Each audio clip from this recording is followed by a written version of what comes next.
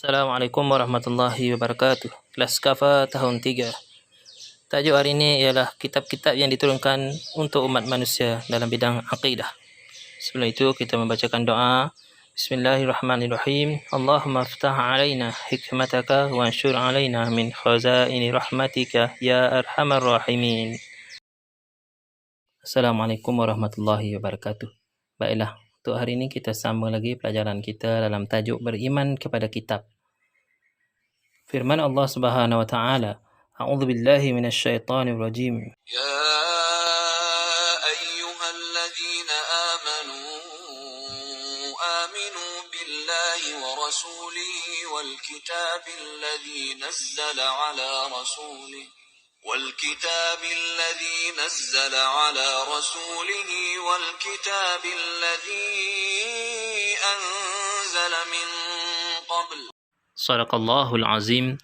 Maksudnya, wahai orang-orang yang beriman, tetapkan iman kamu kepada Allah dan Rasul-Nya dan kepada kitab Al-Quran yang telah diturunkan kepada Rasul-Nya, yakni Muhammad sallallahu alaihi wasallam, dan juga dengan kitab-kitab suci yang telah diturunkan dahulu.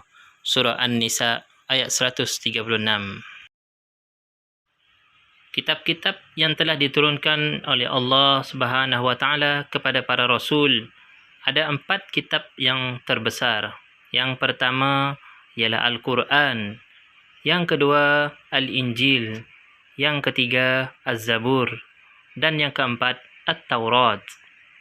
Baik, daripada 4 kitab tadi, Nabi dan Rasul yang menerima kitab-kitab tersebut ialah yang pertama Nabi Muhammad sallallahu alaihi wasallam, kitab Al-Quran, Nabi Isa alaihi salam, kitab Al-Injil, Nabi Daud alaihi salam, kitab Az-Zabur, dan Nabi Musa alaihi salam, kitab At-Taurat.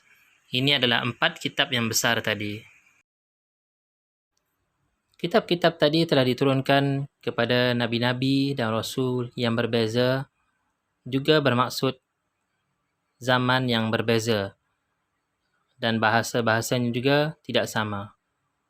Al-Quran telah diturunkan dalam bahasa Arab dan menjadi panduan kepada seluruh umat manusia sehingga akhir zaman. Manakala kitab Al-Injil diturunkan dalam bahasa Suryani. Manakala kitab Az-Zabur diturunkan dalam bahasa Qibti dan At-Taurat diturunkan dalam bahasa Ibrani.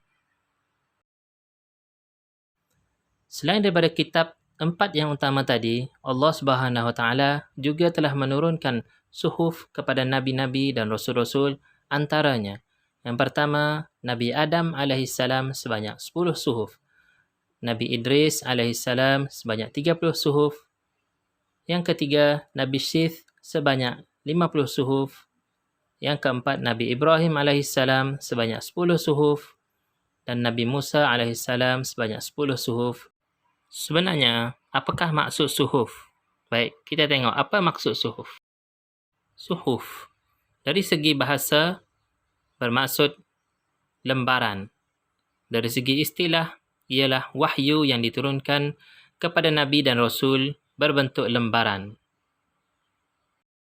Secara keseluruhannya, kitab-kitab dan suhuf yang telah diturunkan tadi adalah menjadi panduan hidup kepada seluruh umat pada masa dia diturunkan, melainkan Al-Quran ianya sebagai pelengkap dan sebagai penutup segala kitab-kitab, yang tidak ada lagi kitab yang akan diturunkan selepas Al-Quran.